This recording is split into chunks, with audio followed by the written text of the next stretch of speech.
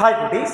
குட்டீஸ் இந்த நாளில் எதுக்காக நம்மளாரும் கூடியிருக்கோன்னு பார்த்தீங்கன்னா, இன்னைக்கு ஜனவரி 14ஆம் தேதி பிறந்தநாள் கொண்டாடக்கூடிய நம்மளுடைய மேடமும் மற்றும் அவங்களுடைய குடும்பத்தினர் எல்லாருமே இந்த நாள் போலவே எல்லா நாளும் எந்த ஒரு நோய் நொடி இல்லாமல் நீண்ட ஆயுளுடனும் மனமகிழ்ச்சியுடனும் அவங்களுடைய லைஃப்பில் நிறைய அச்சீவ் பண்ணணும்.